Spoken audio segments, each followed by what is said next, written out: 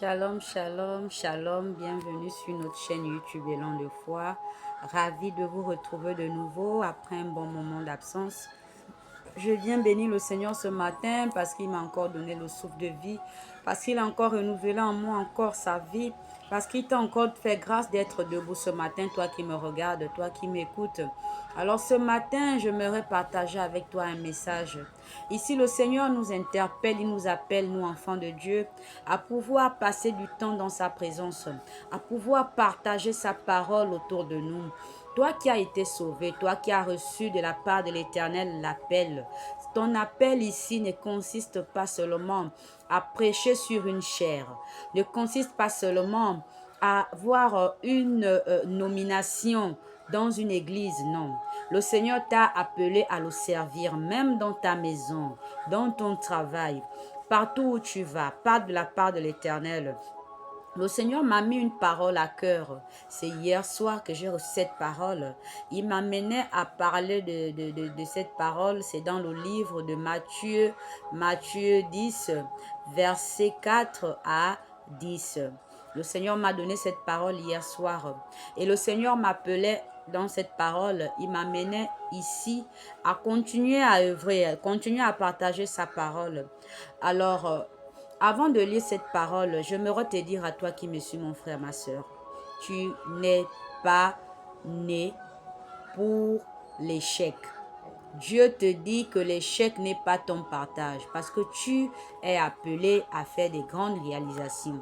L'échec n'est pas ton partage. Sache que tout ce que tu traverses aujourd'hui t'enseigne à mieux vivre, t'enseigne également à pouvoir mieux faire les choses demain.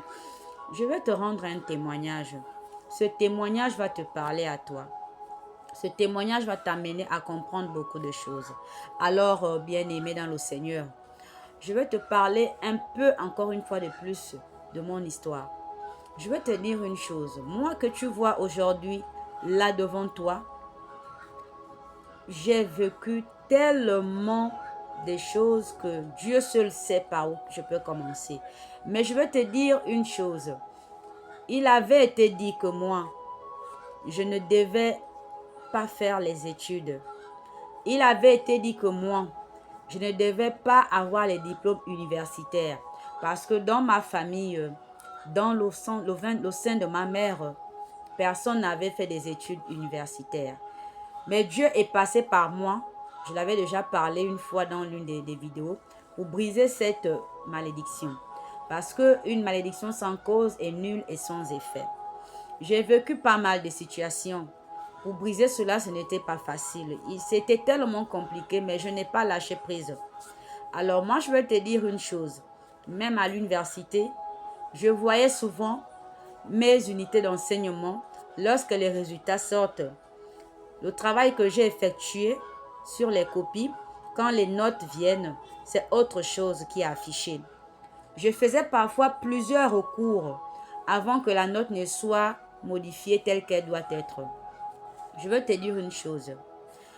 Au moment où je me disais que voilà, j'avais déjà terminé, il me restait seulement à aller en classe supérieure et puis rédiger mon mémoire, terminer, c'était bon. Mais il s'avère que cette année-là, je me suis vue à refaire les unités d'enseignement que j'avais déjà validées, alors que ces derniers étaient déjà validés en amont, mais elles se sont retrouvées à être des unités d'enseignement à rattraper. J'ai vu combien de fois sur le plan scolaire, cet hôtel qui parlait contre les études dans ma famille a travaillé contre mes études. Mais je veux te dire, mon frère, ma soeur, je n'ai pas baissé les bras. C'est même ce qui m'a amené encore à doubler d'efforts. Plus c'était difficile, plus je redoublais d'efforts. J'avais dit que peu importe le temps, je veux terminer mes études, je veux rédiger mon mémoire. Tu sais combien de fois j'ai rédigé ce mémoire? J'ai dû le recommencer 3 fois. Un mémoire qu'il fallait au moins atteindre 80 pages. Je t'assure, mon frère, ma soeur, que ce n'était pas facile. Ce n'était pas facile. Même le jour de ma soutenance, j'ai vu combien de fois le monde spirituel était en mouvement. J'ai vu combien de fois ces autels-là étaient debout. Mais Dieu m'a donné la victoire et la force. Là où les gens riaient de moi, là où les gens disaient, mais celle-là, elle n'aura rien. Elle va à l'université pour accompagner les autres. Est-ce qu'elle peut faire les études?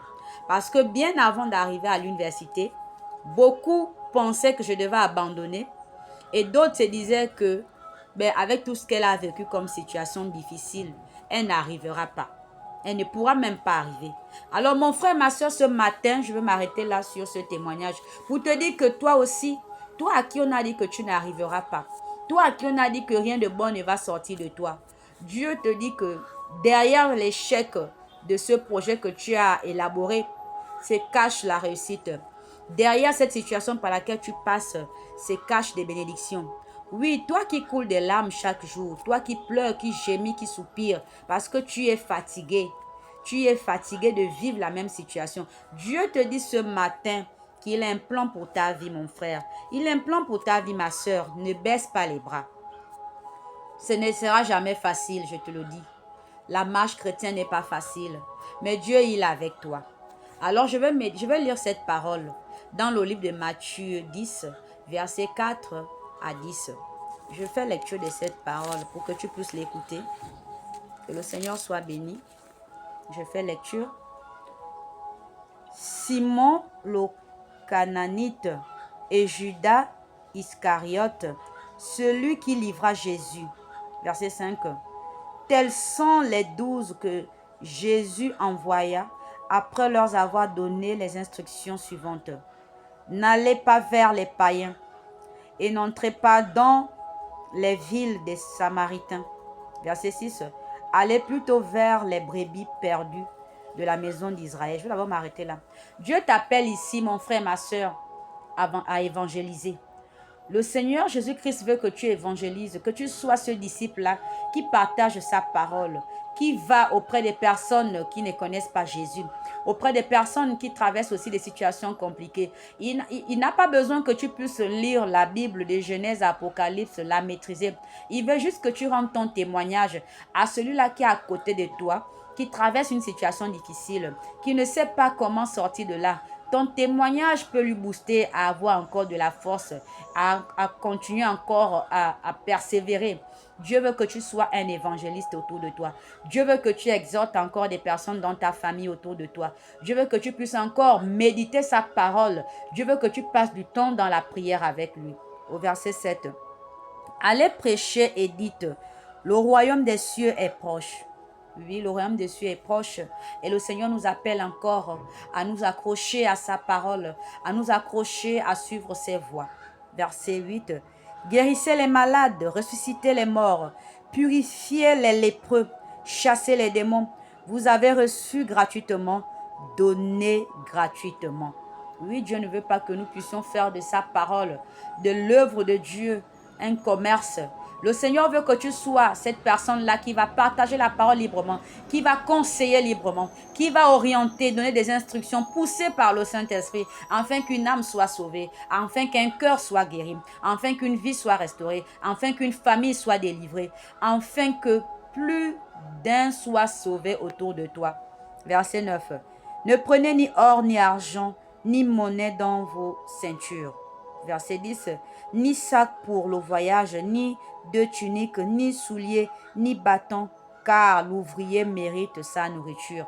Exactement, toi qui fais l'œuvre de Dieu, toi qui partages la parole de Dieu, sache que le Seigneur se chargera de toi. Il touchera les cœurs des personnes autour de toi pour te bénir. Il touchera des personnes qui viendront ouvrir vraiment les mains vers toi pour te bénir. Ne désespère pas, n'abandonne pas. Persévère, fais la volonté de Dieu. Continue à partager sa parole. Continue à être cet évangéliste. Continue à être ce prédicateur. Continue à être cet évangéliste, servant de l'Éternel. Dieu t'appelle à parler de lui. Dieu t'appelle à exhorter autour de toi, au travail, dans ton entourage. Peu importe là où tu te trouves, parle de la part de l'Éternel. Enseigne également à tes enfants à connaître le Seigneur Jésus-Christ. Continue à évangéliser, n'abandonne pas la voie que Dieu t'appelle à suivre. C'est certes difficile, mais la marche chrétienne est difficile. Le royaume de Dieu est forcé depuis l'époque de Jean-Baptiste. Dieu t'appelle à être cet homme, cette femme qui ne recule pas devant l'adversité, qui n'abandonne pas, qui ne baisse pas les bras, mais qui persévère. Parce que derrière cette persévérance se cache la bénédiction. Alors demeurez bénis. Continuez toujours à partager notre chaîne Élan de foi. Abonnez-vous massivement. Que le Seigneur vous bénisse et qu'il continue encore à multiplier dans votre grenier. Demeurez bénis. Amen.